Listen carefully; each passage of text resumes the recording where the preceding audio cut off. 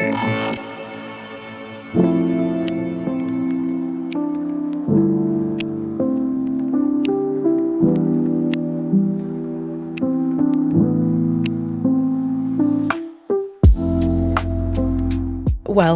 to Inside Out, a yoga therapy podcast with me, Jane. And me, Sophie. So welcome to this episode of Inside Out, a yoga therapy podcast. In this episode of Inside Out, we discuss the topics of sexual abuse and coercive control, amongst other things. As yoga therapists, we both want to make it absolutely clear that we do not recommend or condone engaging in any sexual acts whatsoever in any type of yoga class, group or one-to-one setting. If you have experienced sexual trauma or coercion, or are simply interested and curious in learning more about your sexuality, we strongly encourage seeking support from a qualified healthcare professional. Your GP can provide guidance and signpost you to a licensed sexual therapist for appropriate care. And so, if discussions around sexual abuse or coercive control are sensitive topics for you, please listen with care or consider skipping this episode. I'm Sophie, and today Jane and I wanted to explore an important and sensitive topic of what it means to be an ethical yoga teacher, to be a student moving in ethical yoga spaces. And with that, we're going to be talking about examples of the darker aspects of the yoga world. And as I said in the last episode, there's good and bad in every profession, and we wanted to frame the beginning of this conversation around the new investigative podcast from BBC Sounds and Radio 4, which is called The Bad Guru World of Secrets. For those of you who haven't heard of this, it's a podcast that uncovers disturbing allegations of sexual exploitation, grooming, and trafficking tied to a well-known yoga movement led by a man called Gregorian Bivalaru. Now, the podcast frames Bivalaru as a convicted sex offender, a spiritual leader behind the Atman Federation, which is a worldwide organisation with yoga centres across the world.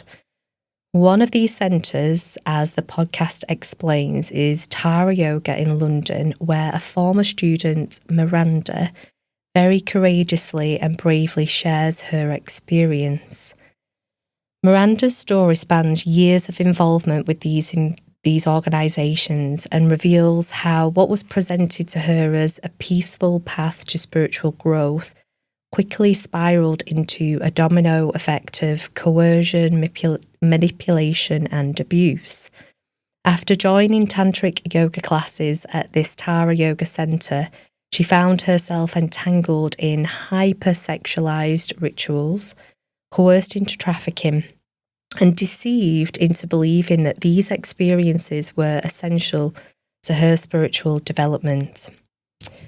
Her story, which is now being shared publicly, we know, don't we, that it's one of many that paints a gut-wrenching, bone-chilling picture of how yoga's promise of healing can, in tragic cases, be twisted into something extremely harmful and traumatising.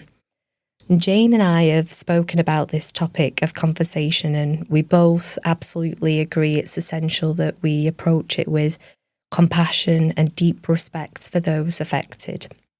And while yoga has been long celebrated for its mental, physical, emotional and spiritual benefits, this is an example of a chapter in its history in our present day that warrants discourse, reflection and ethical considerations. And so, in this episode, we want to have an open, respectful conversation about the ethics of yoga. What does it mean to practice ethically? How can we create safe, supportive spaces within our communities? And most importantly, how do we protect vulnerable individuals from exploitation, particularly in the name of yoga? We approach this topic with great sensitivity, honouring those who have shared their experiences, and with a commitment to ensuring the healing and transformative power of yoga remains a force of good in the world. a non-harming force of which true yoga is imbued with. So Jane, I mean, where do we begin? There's so much, isn't there, in there? And having listened to the podcast again, because I just wanted to, refresh my memory, even though it's a very, very hard listen, I would say. It just made me, the overriding feeling was that, this particular individual and many others like her, it's like have kept going back because of the promise that something was going to change for them and there was going to be some point of transformation. And I find that heartbreaking because,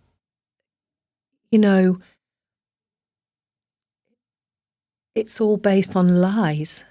And yoga, one of the primary tenets is truth. And what she has done is she's spoken truth there. And so good on her. But the whole web of it is just all deceit and not just people in power deceiving vulnerable people, but also people deceiving themselves. And it just make me think about that if we really understand what yoga is, and we're creating like a place, studio or an organization, the problem it always is that the tenets of yoga are not being observed. And in terms of the practices that are being given, they're not based upon anything that is going to bring about the potential transformation that these people are looking for, even if it's a small thing. And the other area is that, and there have been many, many people, mostly women, but some men as well, who have come out and spoken about various yoga gurus, not just yoga, but other sort of spiritual leaders and well-being gurus, if you like, and it's extremely brave to be that whistleblower, to be the first person to, put your head over the parapet and say, this is what happened to me. I realised what it is now, and I'm doing it to make sure that no one else has that experience again. And you and I have got personal experience of somewhat of knowing someone who was in that position, and watching someone struggle with that and the potential fallout from that as well is really hard. And I think for me, the first place that I probably would want to look is how do we take responsibility for our own selves, and what questions do we need to be asking? And one of the things that our teachers always say is question everything. If you're not sure about something, if something doesn't feel quite right, ask the questions. And again, that goes back to a feeling of disempowerment that's often rife in, for women. I mean, this woman, she's highly intelligent. She's a very, as she says herself, she comes from a very privileged and, supportive background. But even so, the level of manipulation that happens there, it's so subtle. It's not obvious at all. And I think that's the shocking thing, isn't it?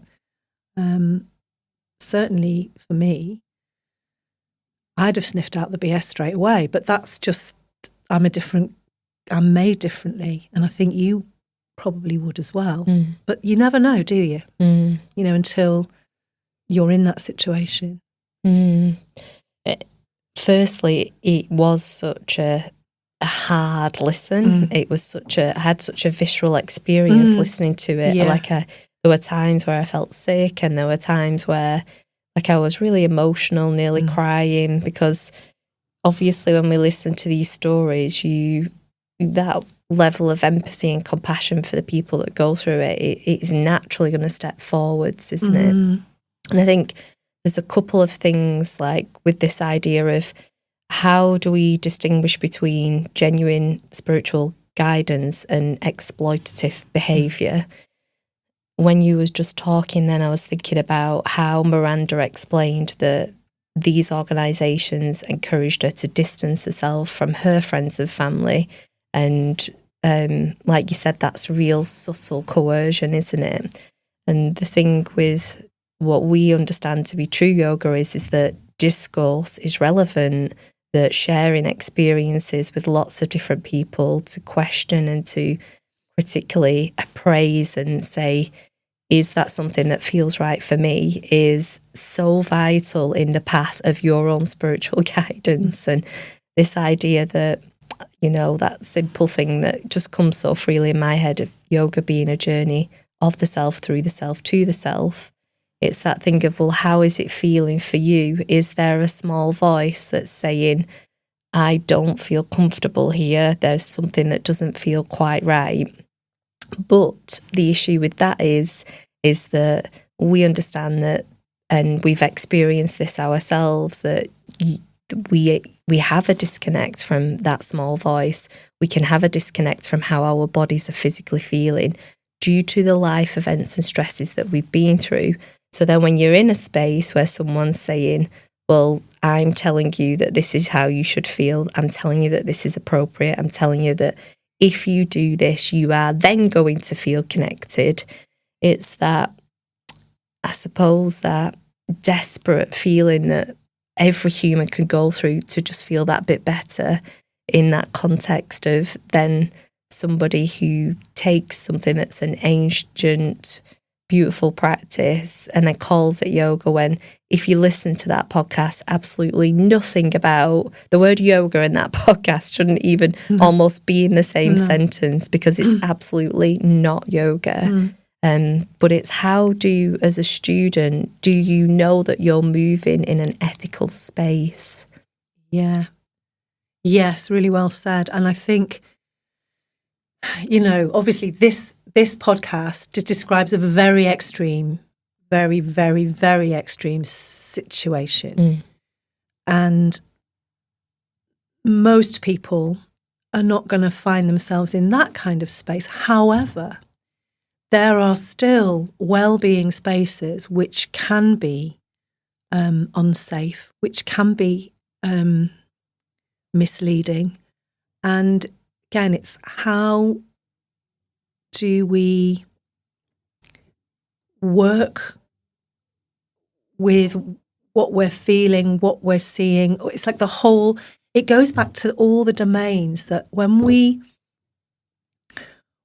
have awareness, when we start to cultivate awareness in the practice first and foremost, it means then that all the other domains of the practice can happen. But if we don't have that level of awareness, self-awareness, awareness of what's happening around us, then the old patterns can stay, can't they? And like you said, when somebody is desperate to belong, or when someone's feeling like they're not enough, and I certainly got that feeling about a lot of the women that were speaking, it was, I found that really upsetting, because these are young, professional women, and that there is this sense, I have to do this in order to be better.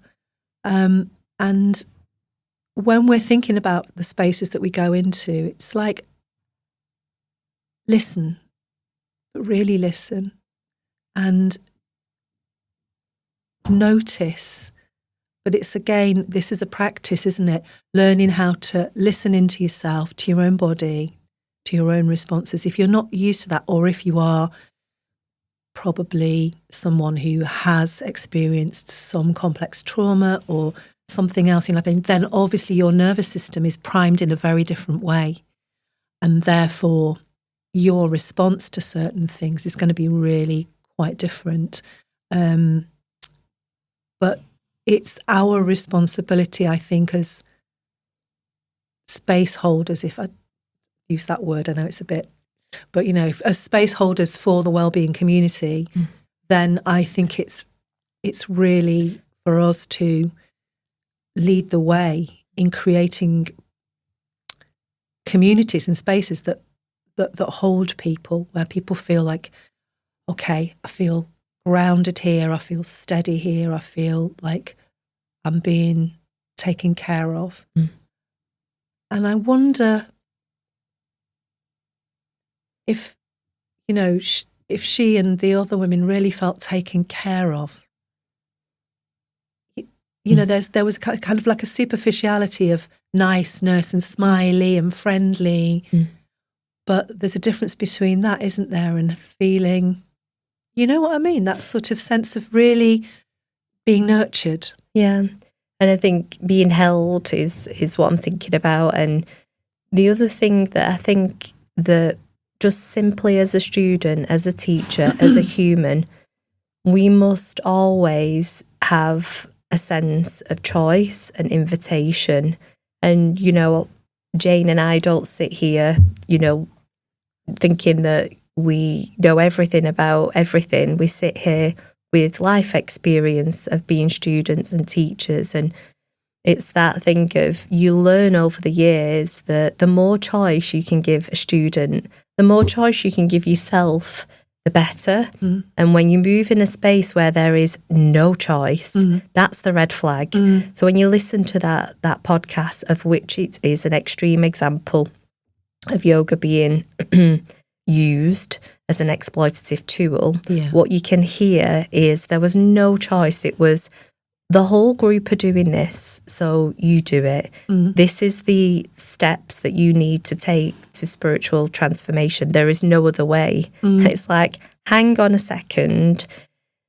We are working with people in the wellness space. The more invitation that you can give, the more choice, the more encouragement of exploration to see whether it feels right for that person, the better. And if you was to frame that, as you say, in a trauma-informed approach, that's what we've learned, isn't it? Yeah. As wellness specialists, or wellness practitioners, I should say, is we've learned that the more choice you give someone, the better.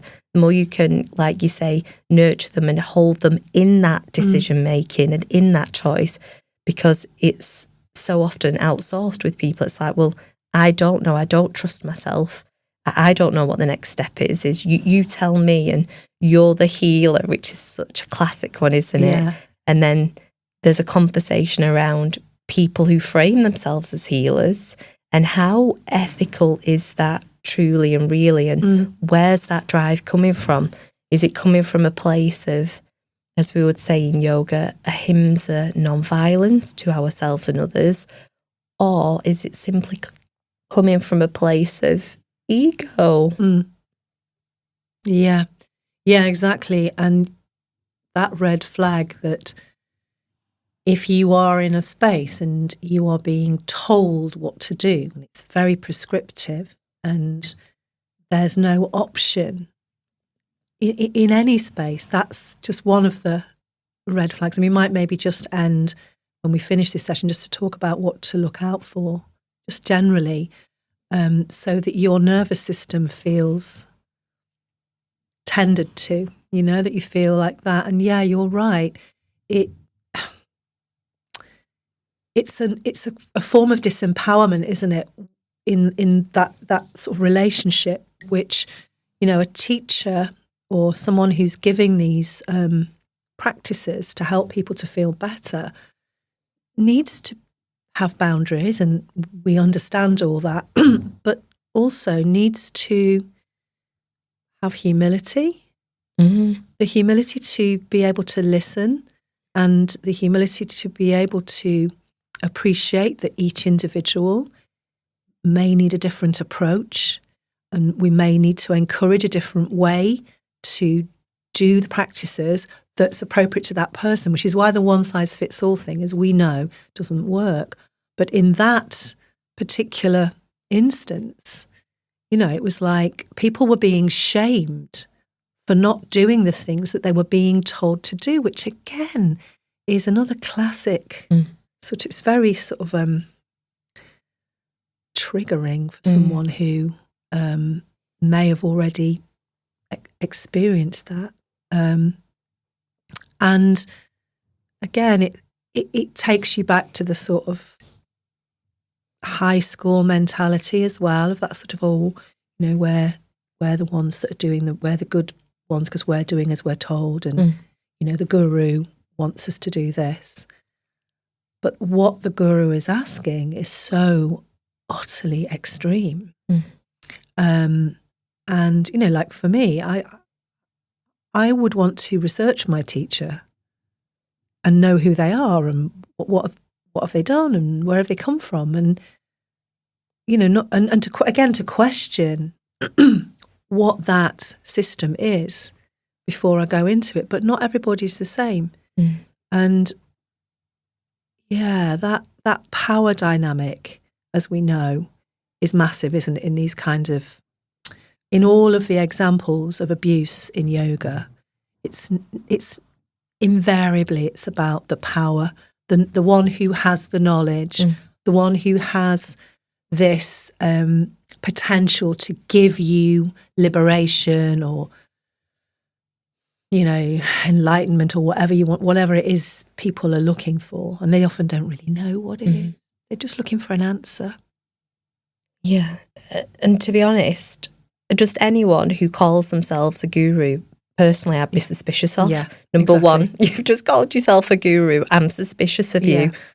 What has made you think that you have attained that level, and why are you saying it to me, and why are you framing yourself in that way? I personally have found that the best teachers are the ones, like you say, are just doing what they're doing. They're not calling themselves anything. They're not promising the world to people, and they don't promise healing. And you and I have talked about how that doesn't really sell, does it? No, exactly. It doesn't sell if you're saying, well, give this a go and see if you feel a bit better. Yeah. Rather than, I promise you, if you do this 5-step spiritual mind treatment, you are going to be in ananda bliss, as we call it.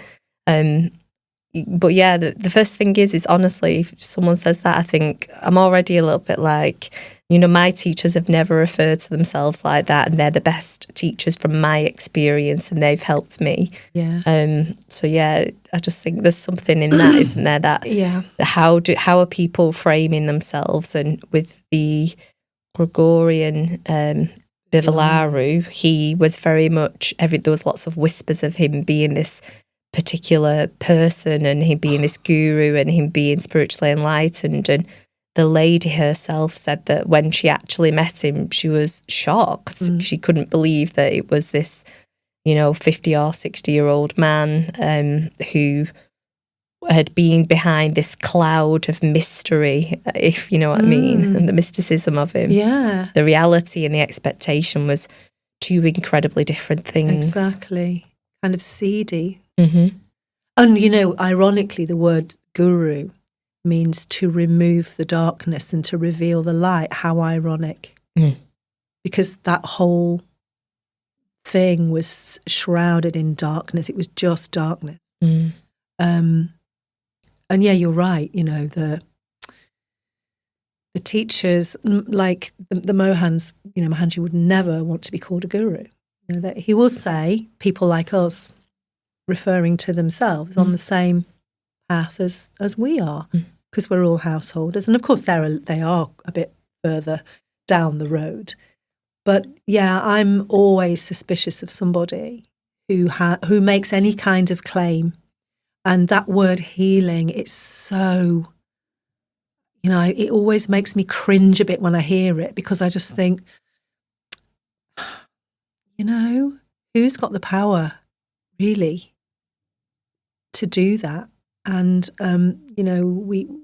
we're living in a time where life is increasingly complex, and, mental health issues have always been something that we've battled with, because we only have to look at the Yoga Sutras to see that.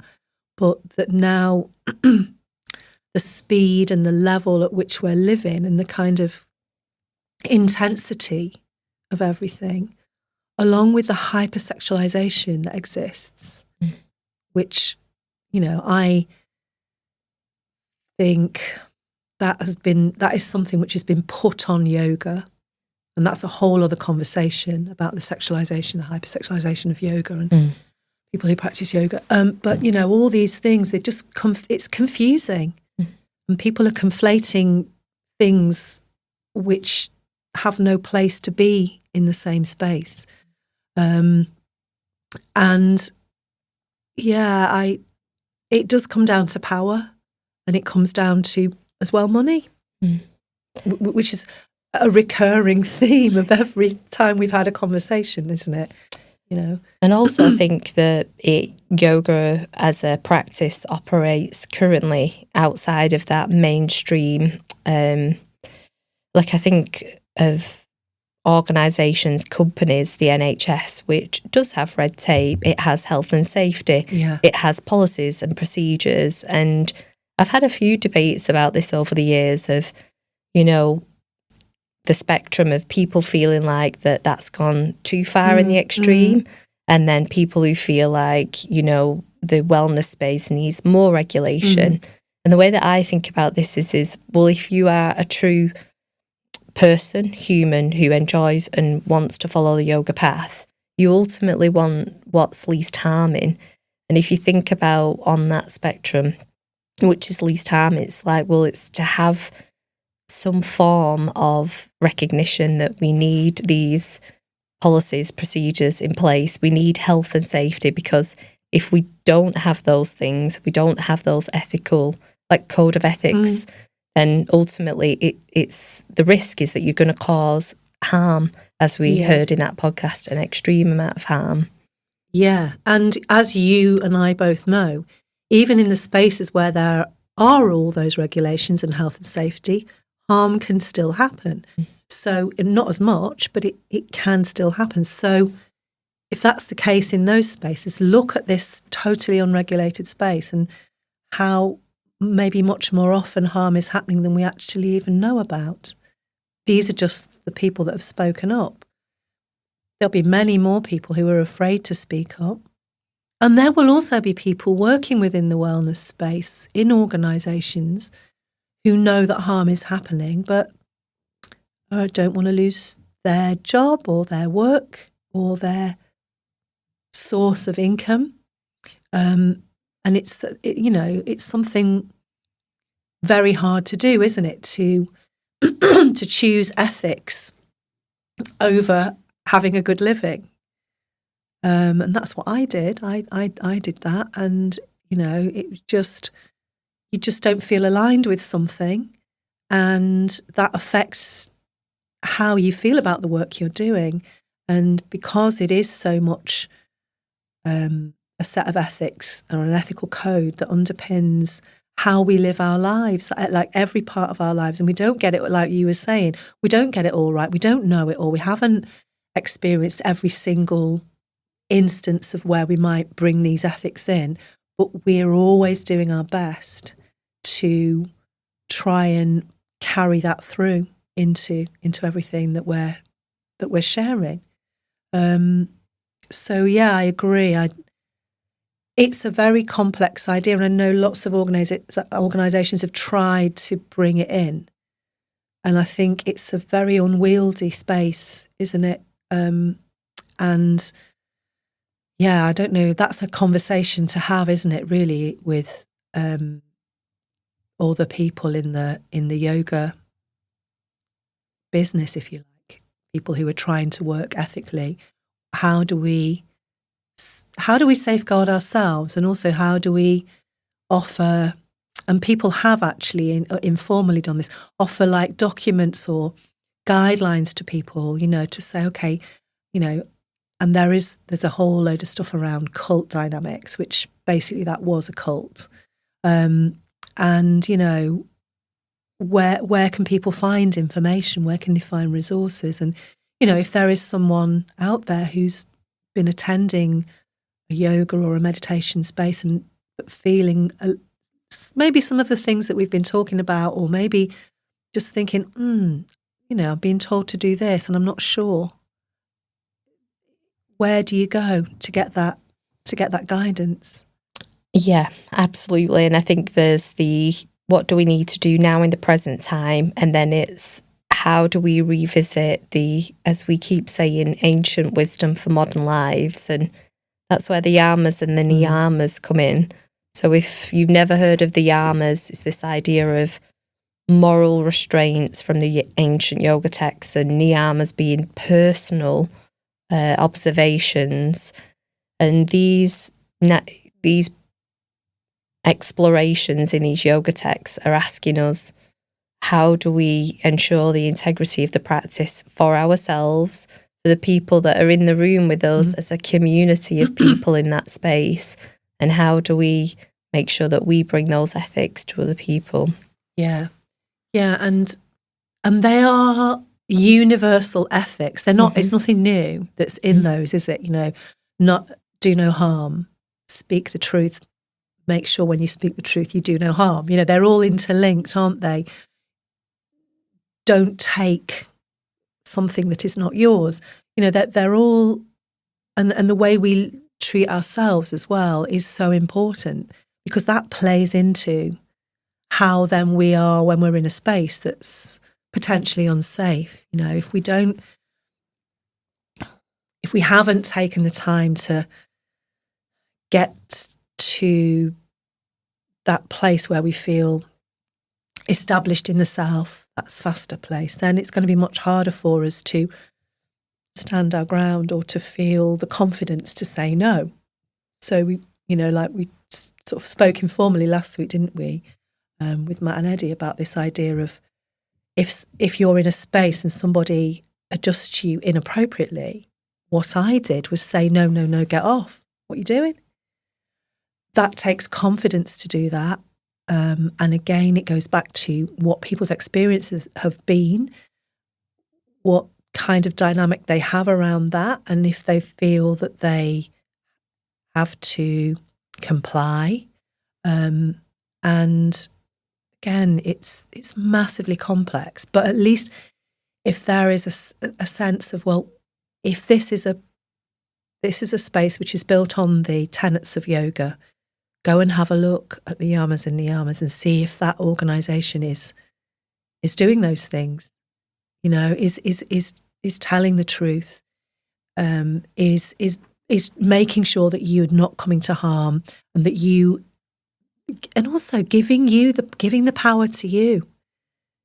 That empowerment of giving people practices that they can go away and we get the belief, go, oh, I've gone away and I've done this on my own and it really works for me. Yes, that thing that I feel like you've hit the nail on the head for part of this conversation, because it's complicated, but that idea of you need me to reach enlightenment, it's so disempowering. Yeah. And it really, I also felt a lot of anger listening to that podcast. Me because too.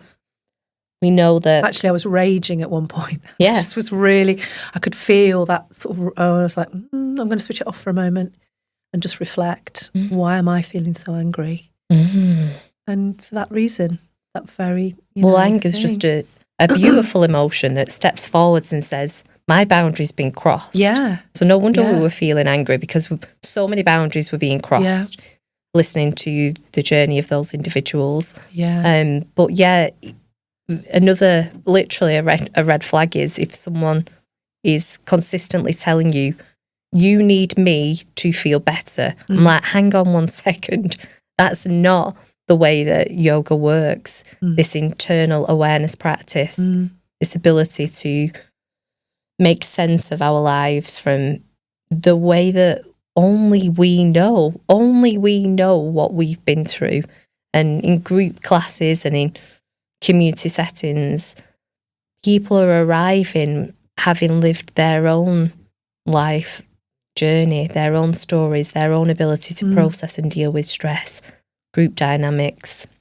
It's like, if there's ever anyone saying that, you need me, I'd think, no, you like... Be a worry, wouldn't it? Yeah, guidance. And also, it made me think about that idea of, it was so transactional, wasn't it? Yeah. Whereas, as a teacher, we share our knowledge and we encourage people to go away and to explore things and see if that helps them. But when it's that, what is it that they want back from you? It's like, well, in the case of this particular scenario, it was sexual exploitation. Yeah. And then, like you said, there's a wider discussion to be had there, but it's that thing of, whenever anything's being encouraged to be explored in a group setting, particularly sexually, it's like, that's something that is a huge boundary that is like massively been crossed, isn't it? And, yeah, absolutely. And how those two things have been pulled together is extremely questionable. Yeah, and also, if you are going to work with people on their sexual self, there are specialists and people who've had proper training to do that and work with couples, or but again, it needs to be so boundaried and so very safe. It's not, and this, I don't even do pair work in my classes. The only time that I might explore that is when I'm working with teachers. When we did the yoga therapy, we did a couple of things, but I'm just aware of how, when people come into your space, you don't know them, you don't know what their background is, you don't know why they've come to the class, and then just saying, right, you two lean on each other or do this. It's even that is crossing something that can feel really unsafe for people. And as you say, just being asked to do that stuff. And it was very, as well, it was a very heteronormative space in which the women were, I feel, it was just so massively disrespectful. But the men were also being manipulated as well. Less so, but still. And it just was, it was sickening. Yeah, actually. and also in these particular circles, it's this idea of them bringing, you've spoken to us about this, of purity and cleanliness and how that is used as a manipulative tool for people, as if people were ridden with sins. It becomes tied to religion in a way, doesn't it?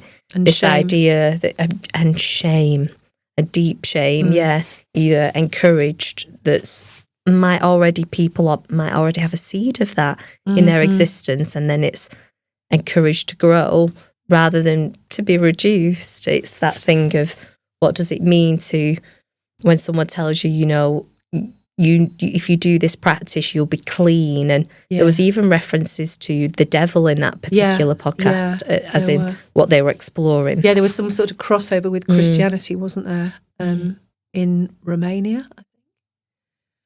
But yeah, you're right.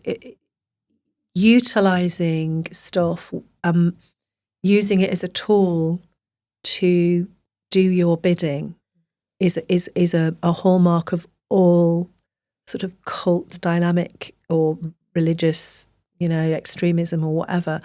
But to use, and I think the mother says this, to use yoga as the sort of the way to get people in is massively reprehensible.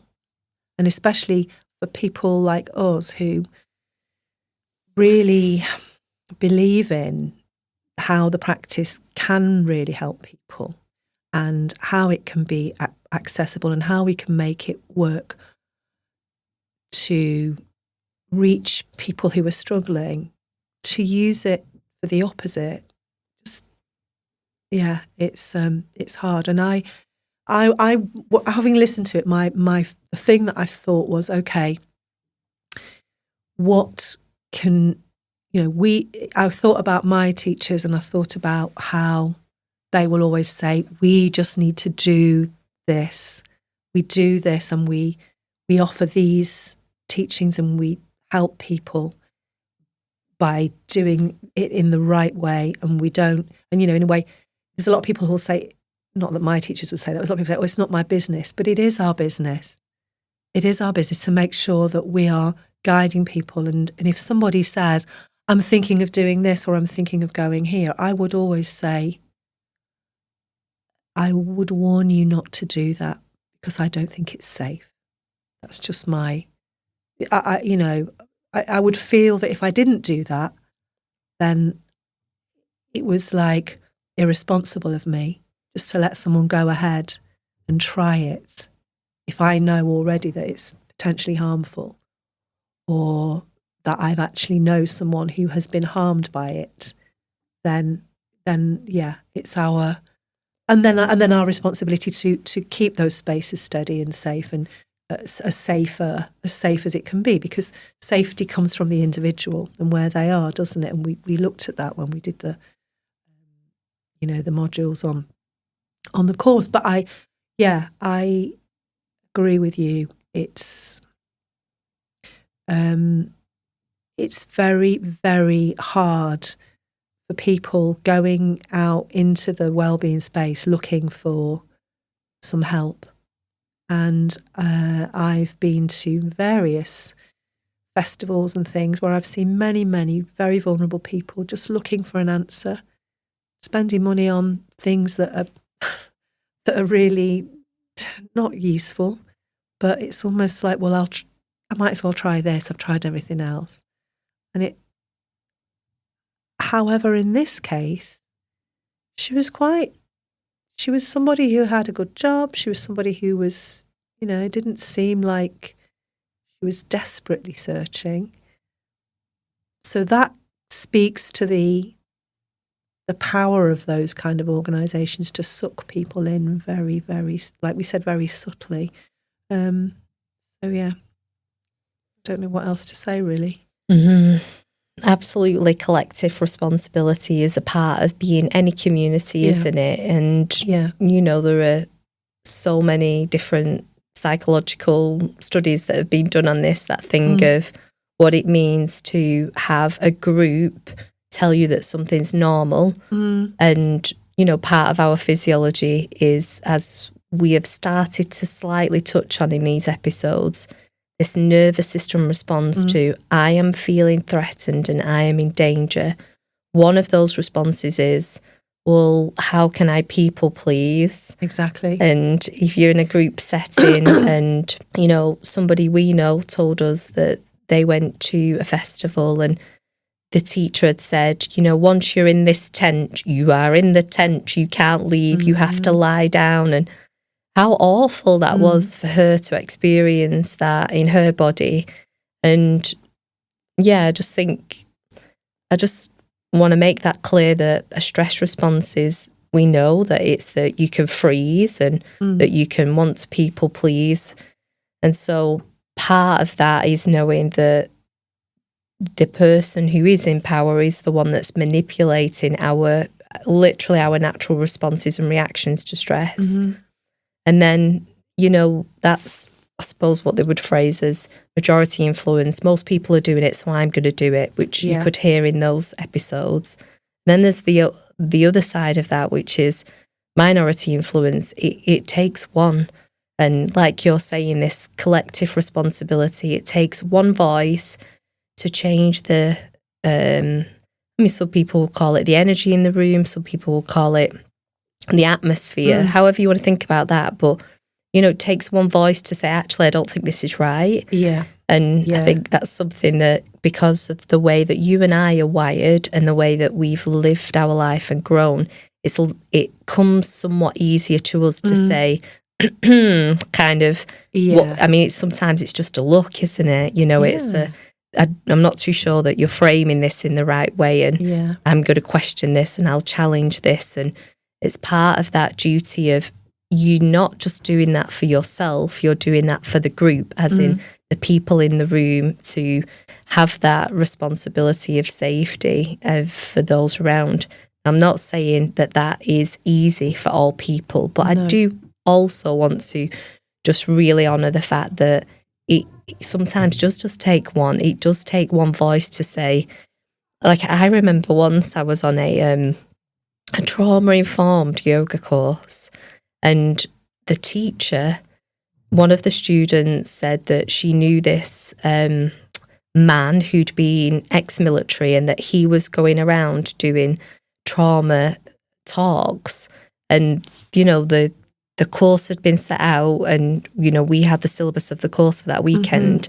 And the teacher decided to bring this professional in that she'd never met to a group of students on a trauma-informed course, and to have him present. And he presented his life experience, his professional experience to us as a group. And I remember just I felt really unsafe that he was sharing stuff that in my life experience it didn't ring true. And, I kind of like put my hand up and was like, kind of said to him, have you run any of this by, clinicians and therapists? Because it's not actually what my experience is of dealing with somebody who's in a highly, stressful life event. And he was kind of like, no, but I'm, this and that. And when I spoke to my brother about it, looping back to, we must always speak to trusted individuals in our lives, and that's what yoga encourages us to do.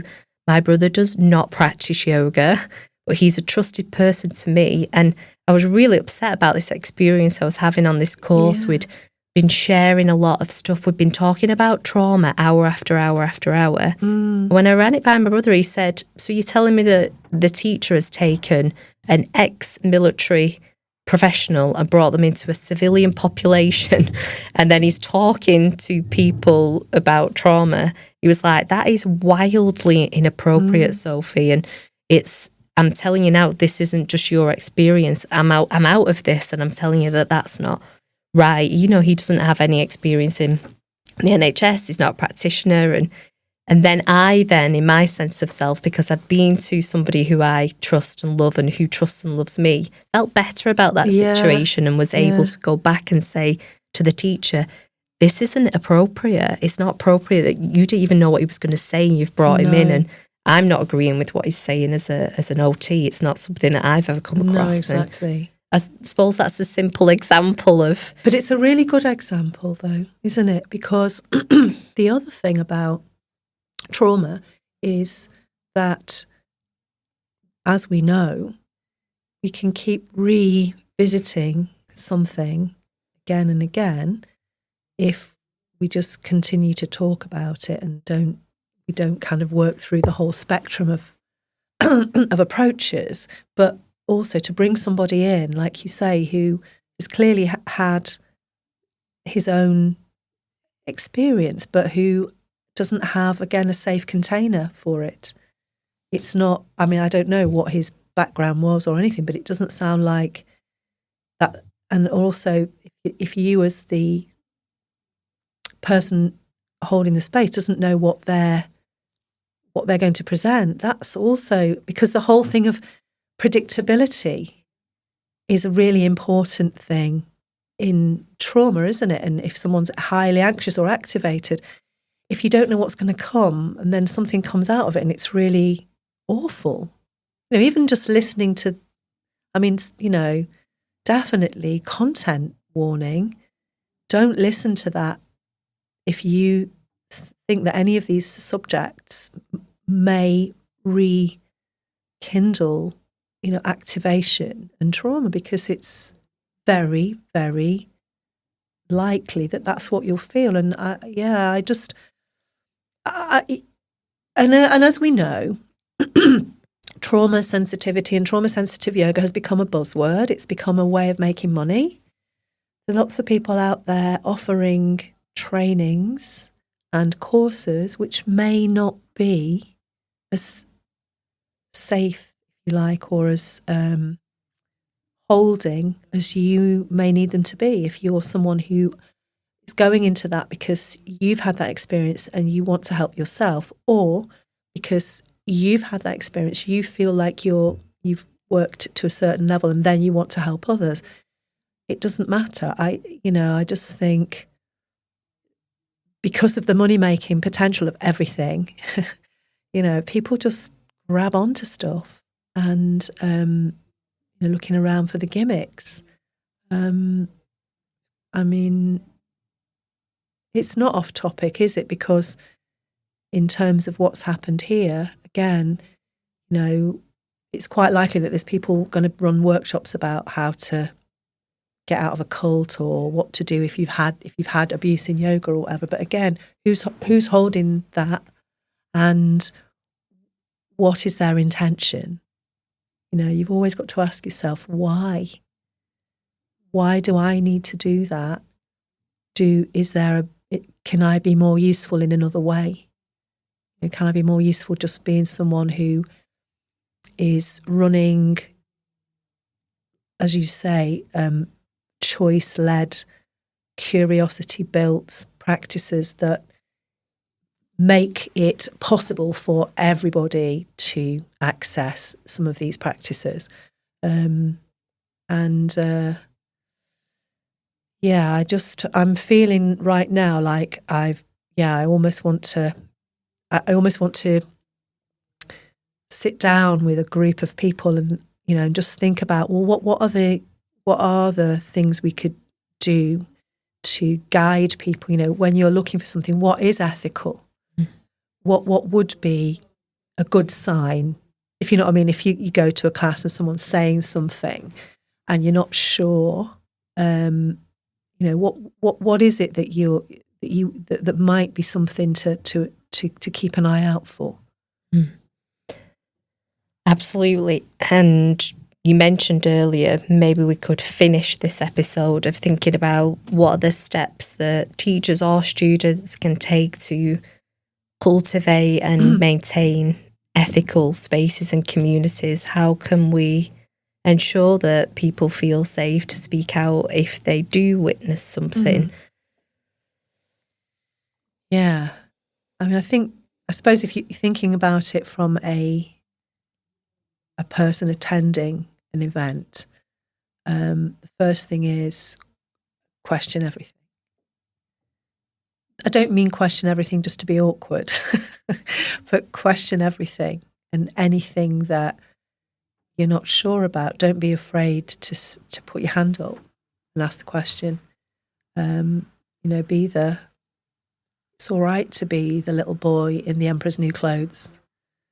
To say, I don't think he's wearing any clothes. Actually, it's really all right. I've been that person many, many times, and I think it's good to challenge in a nice way.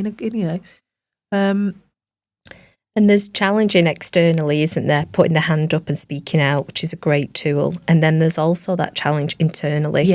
Listening to our own interoception, exteroception, which is this idea of we've all got this ability to have a spidey sense, and some people's ability is impaired, which due to stressful life events and trauma, they can't connect into that feeling of, is this dangerous? This is a known pattern, as you said, in trauma, that because of what they've been through, they can't go, this is feeling dangerous. So in that respect, that needs to be worked on through the yoga practice of awareness, contemplation and absorption, which we'll talk about in more detail. But then for those people who do have that, it's that thing that we have. If you've never heard of this, if you're walking down the street and you just get that feeling like the hairs on your back stand up and you just want to look over your shoulder, or it's that thing of, I need to cross over. I'm thinking, for women, classic, we're walking on the street. We are constantly tuning into that spidey sense if it's available to us. And I think that internal challenging of a yoga space is so relevant, that small voice that says, I don't think this is right. I'm not comfortable here.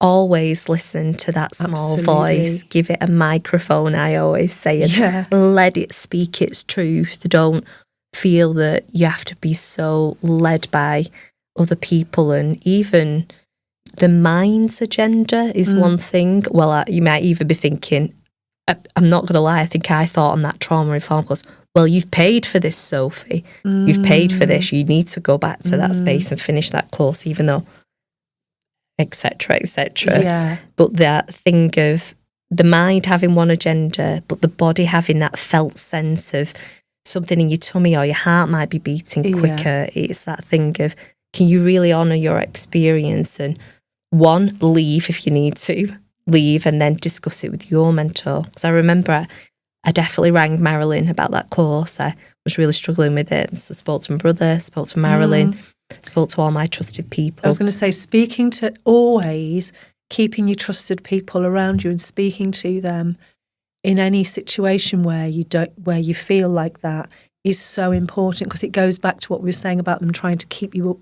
I'm not saying that it's that extreme, but, you know, one of the things is keeping you away from those trusted people is one of the ways for you to stop second guessing yourself and to end up just believing the hype. Because there's no one, if you're not able to question it, then, you know, it's like you need other people to say, no, I don't think that sounds right. I think maybe that's, oh God, I wouldn't go to that. I wouldn't do that. What are you on about? You know, because like you said, like your brother, who isn't a yoga person, hasn't got that background, is able to go, that sounds terrible. That's really important, isn't it? To have that reality check with somebody that you really trust. And I think the other thing is, if you feel that you're shamed in any way by the teacher or by the other people in the group, if, you know, there's any kind of dynamic that feels at all icky, punishing, that's making you either go back to some old patterns or just making you feel some way that you've never felt before, just leave it. And it's all right to walk out. It's actually really all right to walk out of a class. Always. Just always. Go. Just go. Always, absolutely. And yeah, when I think about those harmful spaces, it really is the idea of something is punishing and something's competitive. Even in that extreme example of this podcast, they had this Miss Shakti competition of the women. Yeah. And anything that's, if you're in the space where in a physical asana, they're encouraging competition from what you look like, the shape of the pose, how quick you're doing things. Often in those harmful spaces, like the teacher themselves will do a shape and be like, well, I will now show you. That's just encouraging competition. You're very saying much. You're doing one thing and the student's going to feel like a failure. Anything that's punishing, anything that's competitive is not an ethical yoga space, in my opinion and my experience. No, and I think there's many people who maybe don't realise that is something that's going on under the surface. Even something like a teacher going, just try this. And we've said this before, haven't we? This just, and then they're demonstrating something which is impossible. It's like a sort of subtle shaming almost. And sometimes, you know, practice and all is coming. I don't think that what is meant by that is, oh, well, if you keep practicing, you will be able to put your legs in this position. No, you probably won't, because maybe that's not how you're made and built. And that thing of, is it functional? Like that classic thing of, and what I mean by that in the terms of this conversation is genuinely ask yourself, whatever it is in the space that the teacher is offering you, is it relevant? Is it meaningful to you and your life? And is it functional in terms of what you want to achieve? Is it going to move you towards feeling healthier and more content, more peaceful? And, you know, things like physical shapes, often some of those yoga shapes are not functional. They serve no purpose for longevity, as in for people to live a longer life. They serve no purpose for people experiencing less suffering. No. And there's a lot of strange myths like wrapped up in some of that, like, oh, well, if you can do this shape, you're going to release all of the emotion and trauma in your hips, for example. And we know that tight hip flexors lead to tight pelvic floor muscles, which lead to tight vagus nerve and vagal tone is less. So it's just a manipulation of like basic anatomy and physiology for the gain of something that loses its groundedness. Exactly. That's the other thing I think about these. How do we know that we're moving in a space of safety? Is the person that you're with, do you have a felt sense that they're kind of grounded and centered themselves? Or do they seem off with the, like away with the fairies almost? Like, and it's like there's a delusion that may be of there. grandeur, a delusion of grandeur. Yeah, absolutely. It's doubt is the teacher. That's what I want to finish with. That's something that Mahanji says, and I think it's so true. When there's a little bit of doubt there, often that's the thing that is going to lead you to the truth. What is actually, I'm going to listen to that doubt, and then I'm going to act on it. Yeah. And I think it's a conversation that we'll probably continue in other ways, because I think ethics in yoga is huge, but there's lots of little areas of it that we can probably talk about. Absolutely, yeah. I was just thinking, my friend Holly always says, if in doubt, do nout. And it's that thing of, if you do, like you were saying, if you're doubtful of it, don't do the thing that the person's asking you to do. Do now, don't do it. And as Marilyn would say, if it doesn't feel right, don't do it. Exactly. The opposite to Nike. Oh, thanks for suggesting this as a discussion. I think it's been really interesting, and watch this space. So on our next episode, we're going to be talking about the role and the importance of community. As we've touched on today, being a yoga student means you're rolling in circles of people, and what does it mean for us to have community in our lives in a positive, supportive, empowering way? So that will be our episode 5. Thank you. Thank you. Inside Out, a yoga therapy podcast, is hosted by Jane Cragg and Sophie Coggins. To leave comments, ask questions and interact with the show, follow Yoga Therapy Podcast on Instagram. Please also subscribe, rate and leave comments wherever you listen to help the show reach more people. This podcast is recorded at QPod Studios in Oldham and produced by me, Matt Dean, with video production from Eddie Corteen for QPod Productions. For more information, visit kupod.co.uk.